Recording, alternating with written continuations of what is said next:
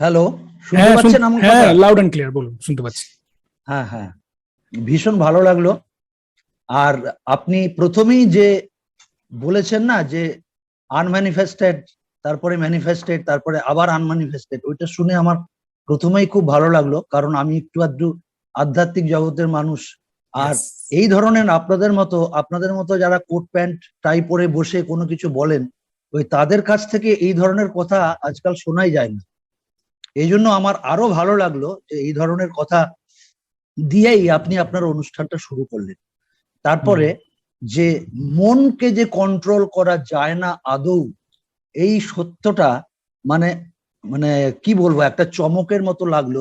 সত্যি সত্যি আমি এই প্রবলেমের মধ্যে প্রচুর পড়েছি বা এখনো পড়ি, যে মনকে যখনই মনে কোনো ডিপ্রেশন বা অবসাদ বা কোনো রকম প্রবলেম হয়, হুম। তখন কিন্তু আমি মানে আমরা সবাই মনকে কন্ট্রোল করার চেষ্টা করি। ইয়েস। মনকে কন্ট্রোল করার চেষ্টা করি, করতে করতে করতে করতে এক সময় একটা বিধ্বস্তির মধ্যে চলে যাই। হ্যাঁ, ইয়েস। কিন্তু এই যে আপনি একটা সত্য কথা বললেন যে মনকে কখনো কন্ট্রোল করা যায় না, এই কন্ট্রোলটা করতে হয় পরোক্ষভাবে ইয়েস। ইন্দ্রিয়গুলোকে কন্ট্রোল করার মধ্যে দিয়ে। হুম। ইয়েস। এই এই কনসেপ্টটা আমার ভীষণ ভীষণ ভালো লাগলো। আর ওই যে প্যাসেঞ্জারের সিট থেকে ছেড়ে ড্রাইভারের সিটে বসতে হবে, হ্যাঁ, এটা এটা একটা বিরাট স্বপ্ন। এই স্বপ্নটা অ্যাকচুয়াল স্বপ্ন একটা মানুষের জীবনে হওয়া উচিত। ইয়েস। হুম। এবং তার জন্য আপনার সঙ্গে নেক্সট আরো 4টে দিন আমরা সবাই আছি। ইয়েস। হুম। এবং আপনার ভীষণ আপনার বোঝানোটা ভীষণ ভালো লাগছে। সব সময়ের জন্য আমার মানে এই ধরনের যে অগ্রগতি, মানসিক অগ্রগতি, এই ধরনের খোঁজ আমি চালিয়ে আসছি। তা হঠাৎ করে আপনাকে পেয়ে আমরা মানে আমার ভীষণ ভালো লেগেছে। আজকে শুরু শুরু হলো এইভাবে এই ক্লাসটা। তা ঠিক ইয়েস। আছে, থ্যাংক ইউ, থ্যাংক আগামী দিনগুলোতেও অনেক ইউ। Yes, yes. তো হব একটা জিনিস একটু জেনে নেবো যে এইরকম পরিবেশ, এই ক্লাসের পরিবেশটা কতটা ইম্পর্টেন্ট হতে পারে সেই সমস্ত ব্যক্তিদের কাছে যারা বিভিন্ন রকমের দুশ্চিন্তা, চাপ, অশান্তি, অনিদ্রা বা নানান রকমের রাগ, বিভিন্ন রকমের কনফিউশন, এরকম অবস্থার মধ্যে ফেঁসে আছেন। তাদের জন্য আপনার কি মনে হয় এই ক্লাসটা একটু হলে হেল্প করতে পারে?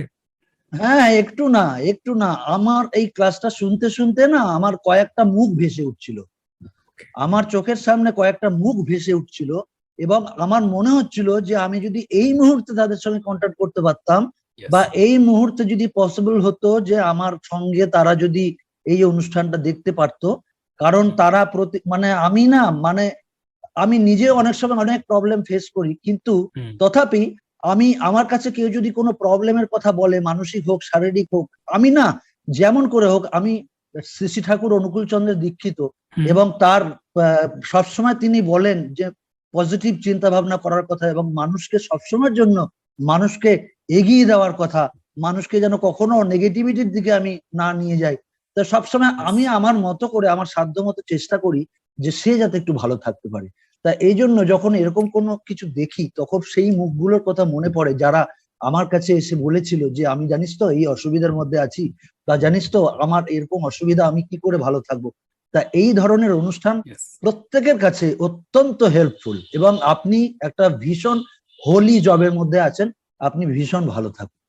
Thank you, thank you. আপনি যদি কোনো প্রকার শারীরিক বা মানসিক অসুবিধা অনুভব করেন তাহলে অবশ্যই আমার সঙ্গে যুক্ত থাকার চেষ্টা করুন এবং আমার ক্লাসে জয়েন করুন, এবং আপনার সঙ্গে দেখা হচ্ছে ক্লাসে।